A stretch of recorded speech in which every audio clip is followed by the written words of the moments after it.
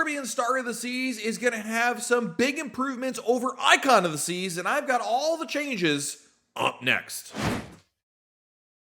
Hey everyone, it's Matt from RoyalCaribbeanBlog.com. It's really tough to top the already amazing experience that Icon of the Seas has, but Royal Caribbean has big plans for Star. Star of the Seas is going to launch in August of 2025, and she'll be the second Icon-class cruise ship in the fleet.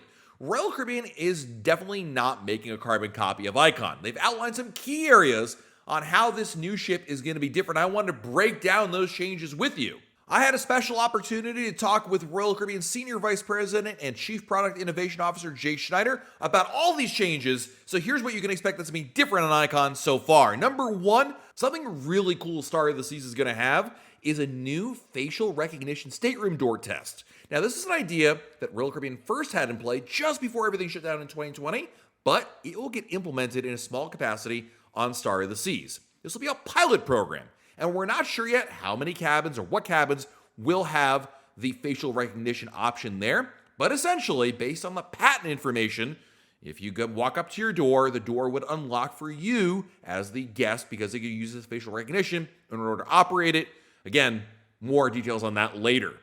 One other stateroom change is an update to the Epic Family Suite on Star of the Seas, known as the Ultimate Family Townhouse. This is the most expensive suite ever that covers 3 floors and has an in-suite slide, movie viewing room, karaoke machine, and a backyard with a ping pong table, outdoor seating, and a white picket fence leading directly to the Surfside area.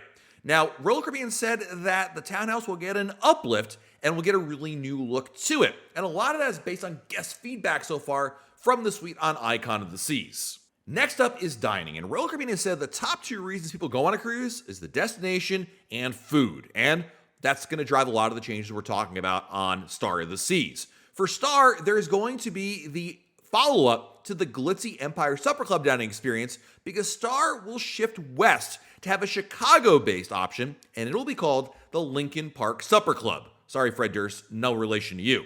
It's going to follow the same formula that the Empire Supper Club had, but it's going to have themed menu, music, and everything paired to the Chicago and Chicagoland area. Now, Royal Caribbean also wants to improve on one of its most well-received complimentary venues, the Aquadome Marketplace. On Icon of the Seas, the Aquadome Marketplace is located within the Aquadome neighborhood and offers 5 food stands offering everything from chicken pita wraps to bacon, mac and cheese, and a variety of paninis. I love this space on Icon. It's my favorite. And on Star of the Seas, they're going to evolve the concept, and they're not sure what it's going to be quite yet, and they weren't clear on exactly what you can expect. But as you look at the Aquadome market on Star of the Seas, and then the third Icon class cruise ship as well, the offerings are going to evolve. Now, don't worry, the fundamentals of the Aquadome marketplace won't change. There will still be great complimentary grab-and-go food served in a food hall, but it sounds like maybe the menus, maybe the offerings could be changing as well. One other restaurant that will absolutely be changing is Pier 7. Pier 7 is the specialty restaurant within the Surfside neighborhood where adults have to pay extra, but kids 12 and under are free. When I talked to Mr. Schneider about it, he said it was a successful concept, but they want to keep it a white space at Tinker and offer something completely different. They haven't quite picked out a final idea yet for the space, but something will be announced much closer to the sale date. And the idea here is that it's going to offer something for families to enjoy. And I got to say, I really liked what they had with Pier 7. I thought it was vastly underrated and probably the restaurant on Icon of the Seas that everyone overlooks. So if you happen to be selling an Icon, definitely check out this restaurant. I think it's absolutely worthwhile. Icon is going to double down on the family experience. Royal Caribbean has made it no secret that a ship like Star of the Seas is all about drawing families away from places like Walt Disney World, and instead they want them to come on a cruise ship. To that point, Royal Caribbean really wants the focus of Star to be doubling down on youth and family. Now, the Surfside neighborhood is an entire area of the ship with kids in mind. Now, Royal Caribbean originally designed it really for kids between the ages of 0 and 6, but the reality was it ended up skewing higher. There were older kids hanging out there. So as a result, Star of the Seas is going to revamp Surfside to offer more for slightly older children, pretty much up to about 10 years old. You can expect Splashaway Bay and the Playscape will get new features and more play activations that make kids of all ages really happy with what's over there. Now, the Water's Edge pool was originally meant to be an enclave for parents within Surfside, but in practice, kids just ended up taking over the area. So what Royal Caribbean is going to do additionally is lean more into that and embrace that fact that if kids are basically going to take over the area, well, they're going to make it more kid-friendly. Speaking of kids, the kids clubs on Star of the Seas are going to get more updates as well. In addition to evolving the look and feel of Adventure Ocean, Royal Caribbean wants to have more, quote, analog play offered instead of relying on video and computerized games. Now, they're not taking anything away. That's still going to be there. Everything that your kids may have loved about Adventure Ocean will be retained. The difference is they're going to have more analog play with more classic games so that there's more of a personal experience for the children within there. Royal Caribbean's also going to reboot the teen offerings based on what they're seeing in feedback, because really what teens have told Royal Caribbean is they really want places to meet up and then kind of move around the ship to try to be more adult-like. So what we can expect from that is Royal Caribbean is going to reevaluate the programming for teens, and that could come in a variety of manners, whether it's the look and feel of the teen space as well as options for teens on board. Something else that we'll see on Star of the Seas in full force is going to be the Kid Finder option. Royal Caribbean rolled out a test initially on Icon that allowed parents to track the location of their kids on the ship through the Royal Caribbean app. This was kind of a test where kids could have a waterproof bracelet that allowed parents to track the location of their kids. And on Star, that's going to go full force. And don't worry, speaking of family stuff on Star of the Seas, Star will indeed have the family dog. On Icon of the Seas, Rover was the first dog at sea, the chief dog officer, and you're still going to have a dog on Star of the Seas. The name of the dog will be Sailor, and we don't know yet what breed it'll be, but needless to say, a lot of people are very excited to have a dog on board. Something else you can combine with Star of the Seas is going to be a visit to Royal Caribbean's new beach club in Mexico. Opening sometime in 2026, the Royal Beach Club Cozumel will be the second Royal Beach Club to open, following Royal Beach Club at Paradise Island in the Bahamas, opening in 2025.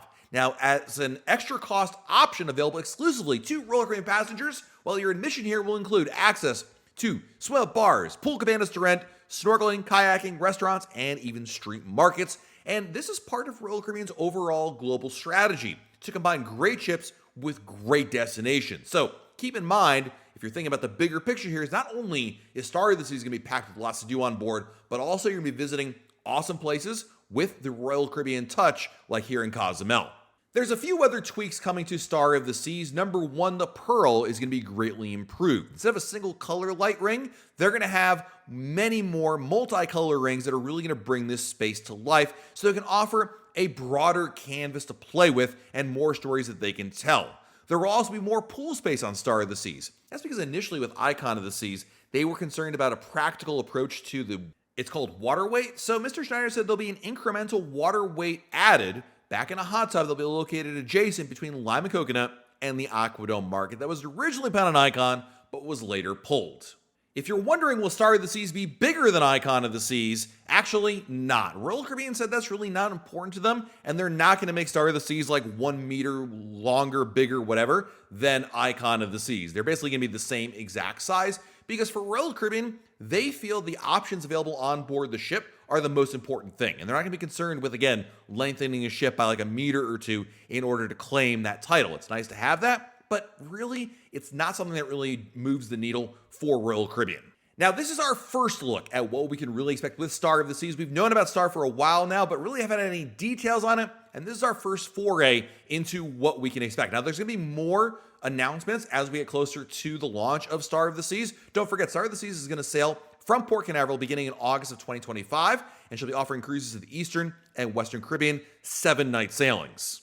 At the very least, I'm expecting more announcements about Star of the Seas related to maybe dining on board. We got a taste of it here, no pun intended, with things like the Empire Supper Club and Pier 7 and things of that nature, but perhaps there'll be even more of a reveal coming up, and especially entertainment. That's something that's not covered here, but as we get closer to the launch, there will be all new shows on Star of the Seas, and we'll cover that when more information is available.